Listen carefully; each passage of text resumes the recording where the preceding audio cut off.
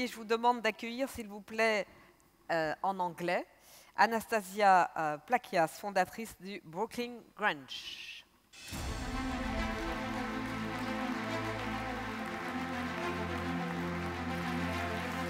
Please. Merci. Merci à vous. Merci Audrey for the introduction. Merci to the Positive Economy. Merci Audrey pour cette présentation. Merci à Positive Economy de m'avoir ici et merci à vous tous de permettre que je m'exprime en anglais. Écoutez, j'aimerais que nous prenions quelques instants ensemble pour imaginer que nous sommes dans un endroit bien spécifique. Peut-être en fermant les yeux, c'est plus facile. Alors, nous sommes dans une grande ville. C'est le mois d'août, il fait très chaud. C'est l'heure de pointe. Les rues sont pleines de monde. Il y a quelqu'un qui passe à côté avec une trottinette et qui vous rentre dedans.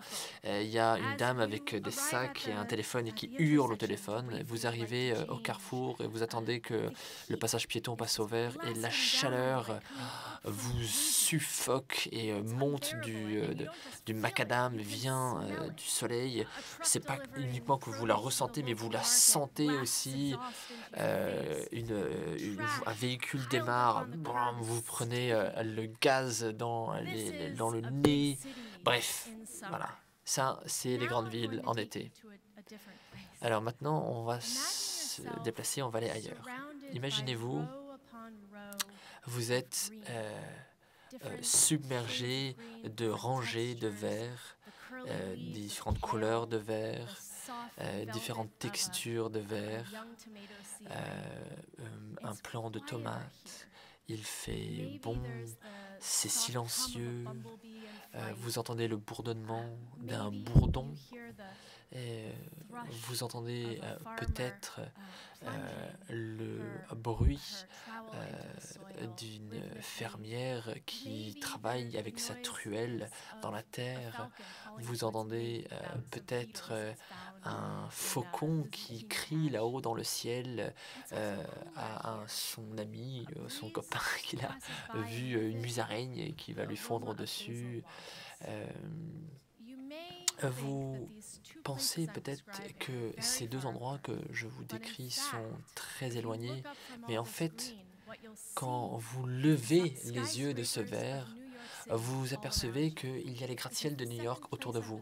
Parce que ce deuxième endroit que je vous ai décrit, c'est sur le toit d'un immeuble à 7 étages dans le centre de Brooklyn.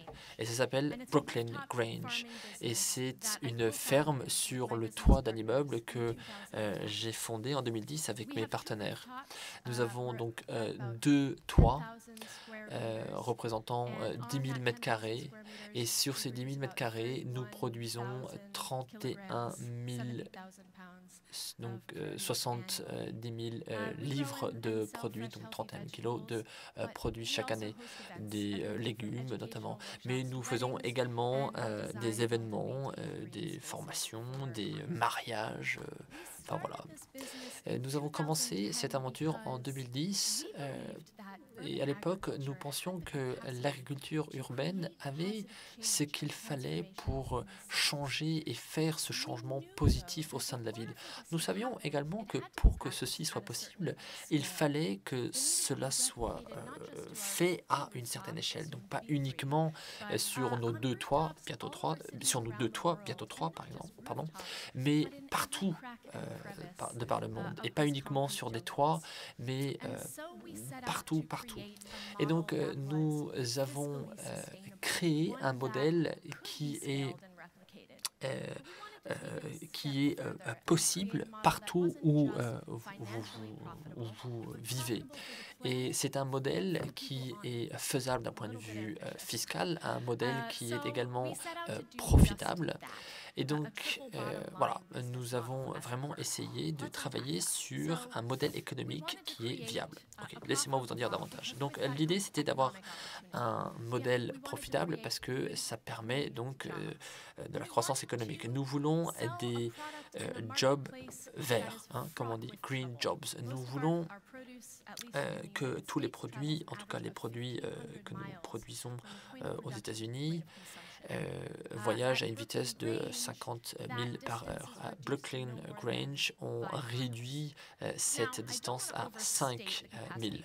Donc, je ne veux pas, comment dire, exagérer ce que nous faisons. Il y a en effet beaucoup d'excitation sur la capacité des fermes urbaines à nourrir les villes. Bon, en tout cas, nous, on ne pourra pas le faire. Nous ne pouvons pas remplacer ces modèles économiques. Il faut que nous continuions néanmoins à les faire grandir. Néanmoins, et prenons tout ça en compte, c'est quand même pas mal de se dire que les voisins peuvent venir nous voir, monter sur le toit, prendre leurs légumes, rentrer chez eux et pour faire leurs courses de légumes, n'avoir besoin de se déplacer que de quelques centaines de mètres. Hein. Ça réduit l'utilisation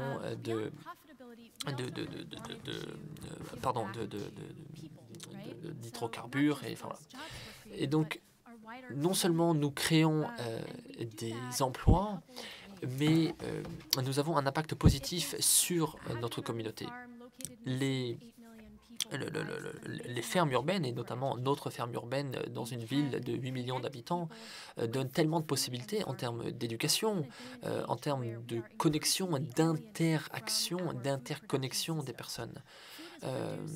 La nourriture aujourd'hui est produite dans des endroits clos, dans des endroits enfin, que l'on ne voit pas. Parce que si vous voyiez la manière dont on produit la nourriture aujourd'hui, vous n'auriez plus faim, vous perdrez complètement l'appétit.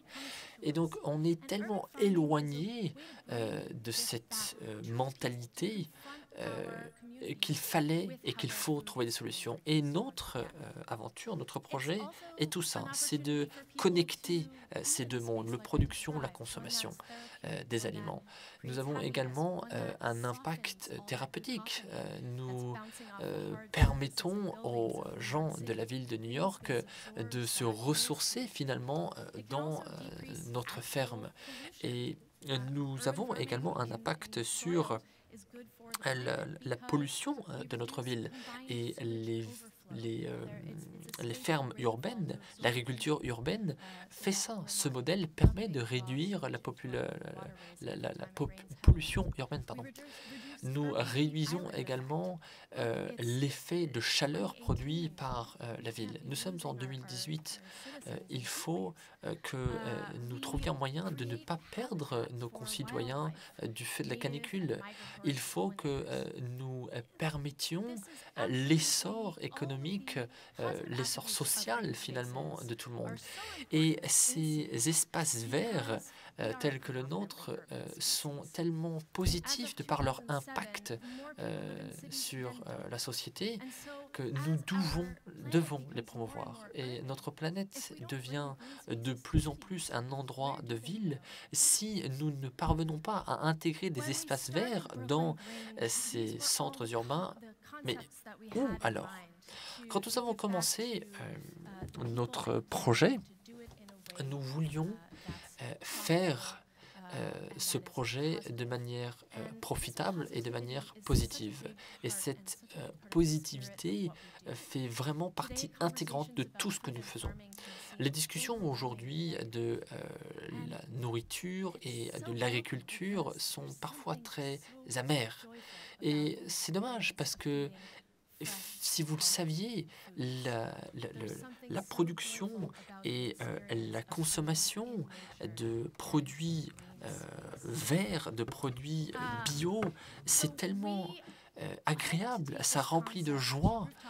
Et donc, voilà, ce concept de ferme urbaine, nous voulons l'étendre partout dans le monde. Nous voulons l'amener à l'autre bout du monde. J'aimerais également, si vous le voulez bien, vous raconter une autre histoire, celui d'un autre bruit que je vous ai pas, que j'ai pas mentionné plus tôt. C'est un cri perçant et très souvent les poils se hérissent quand je l'entends. Et c'est le cri d'un enfant quand il arrache une carotte pour la première fois. Cette magie qui se produit, cette magie qui se fait sous la terre, Il y a tellement d'enfants qui ne connaissent pas ça. Et ça fait partie de notre aventure. Nous avons quelqu'un dans notre équipe, elle s'appelle Cara, elle a une fille qui s'appelle Zadie, et Zadie était une petite fille quand Cara a commencé à travailler avec nous, elle avait 1 an et demi, hein, Zadie. Zadie est un peu plus âgée et sa maîtresse a amené sa classe faire la visite d'une ferme. Et elle a demandé à sa classe, est-ce que vous connaissez la différence entre une ferme et un zoo? Et Zélie a dit, oui, les fermes ont des ascenseurs et les zoos n'en ont pas. Et elle n'a pas compris pourquoi la réponse était mauvaise. Et en fait, ce que j'essaie de dire, c'est que Zélie, pour elle, son monde, eh bien, il y a des fermes sur les toits des maisons, sur les toits des immeubles. Et il faut que nous nous assurions que ce soit vraiment le cas dans le futur. Il faut que nous nous assurions que nos villes intègrent des espaces verts qui soient participatifs, qui soient inclusifs. Il y a de plus en plus de villes, il y a des villes qui s'étendent de plus en plus et ces fermes urbaines ont la capacité de créer une économie, de créer un cercle vertueux économique et social. Il faut donc que nous participions tous ensemble à créer ces villes plus vertes, plus participatives et plus résilientes, comme on dit. Il y a quelques jours, j'étais à Paris, et j'étais dans le 18e arrondissement, dans un logement social, pardon. Et dans le parking, j'ai vu La Caverne et West Row. Et donc, ce sont 2 projets qui font des endives et des champignons, notamment. Et je trouve ça génial. Et on s'aperçoit qu'il y a des projets comme ça qui contribuent à leur manière à rendre les espaces urbains positifs. L'agriculture peut être transformée. Et par l'agriculture, les villes peuvent être transformées. La pollution pour notre corps, la pollution de notre environnement peuvent être changées. Et les fermiers urbains ne vont pas remplacer les partenaires ruraux, mais nous voulons juste partager avec nos concitoyens comment nous pouvons trouver des systèmes alternatifs pour la production de nourriture. Mais pour ce faire, il faut que tout le monde prenne part à cette aventure. Il faut que les autorités prennent leur partie de cette aventure. Il faut que les entreprises également jouent leur part dans cette aventure. Il faut que nous créions des modèles qui soient fiscalement intéressants, qui soient économiquement intéressants et qui permettent à ces fermiers urbains de participer à l'économie. Et nous avons besoin que la communauté soutienne non seulement nos fermes urbaines, mais également les fermiers ruraux. Et ce que j'attends de vous, et ce que je vous demande, si vous vivez dans une ville, c'est chercher une ferme urbaine près de vous. Et je vous garantis que vous en trouverez une. Et si vous n'en trouvez pas, eh bien, à vous de jouer. À vous de le faire. Une petite boîte sur le bord de votre fenêtre. Faites-y pousser ce que vous pouvez, où vous pouvez. Et ensemble, nous allons créer un environnement meilleur pour la santé de tous et un meilleur futur. Merci beaucoup de m'avoir écouté. Thank you, Anastasia.